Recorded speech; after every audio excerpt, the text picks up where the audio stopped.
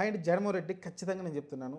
పవన్ కళ్యాణ్ చూసి నేర్చుకోవాలండి. ఎందుకంటే ఆహ్, నిన్నేదైతే ఆనా కొణిదెలు ఉన్నారు కదా! ఆమె తన కొడుకు కోసమైతే అక్కడికెళ్ళింది. తిరుమల తిరుపతి దేవస్థానంకెళ్ళి అక్కడికెళ్ళి అక్కడ తలనీలాలు అందించడం కావచ్చు, లేకుంటే అక్కడ డిక్లరేషన్ మీద సంతకం పెట్టడం కావచ్చు, నేను డిప్యూటీ సీఎం భార్యని నేను పెట్టేదేందని చెప్పకుండా డిక్లరేషన్ మీద సంతకం పెట్టవచ్చు. అంటే ఆమె క్రిస్టియన్ మతం, ప్రస్తుతం ఆమె క్రిస్టియన్ మతంలోనే ఉంది. హిందూ మతంలోకి మారలేదు.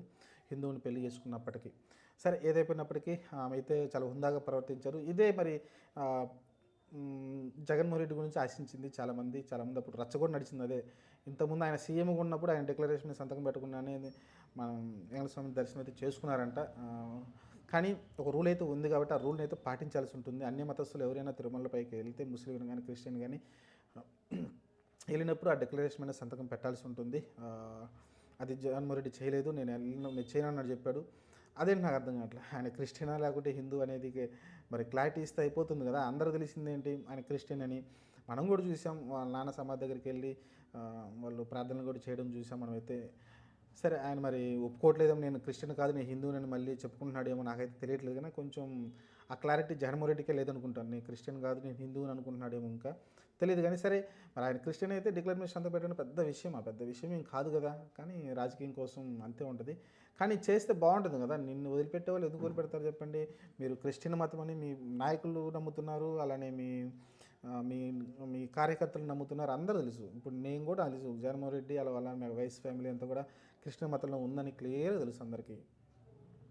కాబట్టి మీరు దాన్ని దాచుకోవాల్సిన అవసరం లేదు. దానివల్ల మీకు ఏదో డ్యామేజ్ అవుతుందంటే ఏముండదు. మీరు హుందాగా అక్కడ వెళ్తే మీరు ఇంకా దానికి గౌరవం ఇచ్చినట్టు. అక్కడ ఏదైతే మనం తిరుమల దేవస్థానానికి రూల్స్ పెట్టుకున్నాం దాన్ని గౌరవం ఇచ్చినట్టు. మరి మీరు ఆ గౌరవాన్ని ఎందుకు తగ్గిస్తున్నారో నాకైతే అర్థం కావట్లేదు. ఈరోజు చూసుకుంటే మొన్న పిల్లలతో వెళ్ళినప్పుడు కూడా తన చిన్న కూతురు ఏదైతే అన్న కూతురు ఉందో ఆమె కూతురు చేత కూడా సంతకం పెట్టించడం చూసాం. ఆమె కూడా క్రిస్టియన్ మతాన్ని పాటిస్తుంది కాబట్టి ఆ చిన్న అమ్మాయి. ఆ తర్వాత మీరు చూసుకుంటే ఈరోజు ఆనా కొణిదెల గారు, పవన్ కళ్యాణ్ గారు సతీమణి ఆమె వెళ్ళి డిక్లరేషన్ సంతకం పెట్టి నేను ఏకస్వామ్యం నమ్ముతున్నాను అని చెప్పడం తప్పేముంది. ఇప్పుడు చాలామంది దేవుళ్ళు ఉన్నారు హిందువులు. నేను ఏకస్వామ్యం నమ్ముతున్నాను అందుకే వస్తున్నానని ఒక డిక్లరేషన్ సంతకం పెట్టడం పెద్ద తప్పేం కాదు. కాబట్టి నాకైతే అది నచ్చలేదు. ఇప్పటికైనా ఆయన తెలిసి నేర్చుకోవాలని అనుకున్నాను నేనైతే. దీని మీద పెద్ద రచ్చ నడుస్తుంది కదా! ఇంకా మాటకొస్తే హిందూ దేవులపైన అప్పుడు జరిగిన అటాకులు కావచ్చు అవన్నీ ఇప్పుడు గుర్తుకొస్తాయి. ఆయన ఇలాంటివి చేయకపోవడం ఏముద్ది. డిక్లరేషన్ సంతకం పెట్టి ఒకసారి దేవుని దర్శించుకొని వస్తే అయిపోద్ది. అంటే అప్పుడు ఏంటి క్లియర్గా అర్థమవుతుంది హిందూ దేవులపైన ఆయన వ్యతిరేకత ఉందని అయితే చాలా పోర్ట్రేట్ చేస్తూ ఉన్నారు. జనసేన కానీ టీడీపీ కానీ చాలా పోర్ట్రేట్ అవుతుంది కదా! అప్పుడు ఆయన ఉన్న హయాంలోనే చాలా ఇన్సిడెంట్ కూడా జరగడం చూసాం మనమైతే హిందూ గుళ్ళపైన. ఆ తర్వాత దాన్ని సమర్థించుకునే ప్రయత్నం చేశారు.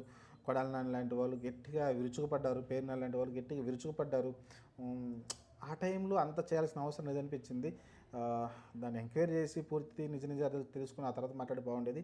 కానీ కొంచెం ఓవర్ యాక్షన్ చేశారు అప్పుడు. ఇదంతా చూసినప్పుడు ఏమనిపించిందంటే ఆంధ్రప్రదేశ్లో హిందువుల్ని బతకనీరేమో అన్నట్టుగా వైసీపీ వాళ్ళు అయితే ప్రవర్తించినట్టు అనిపించింది.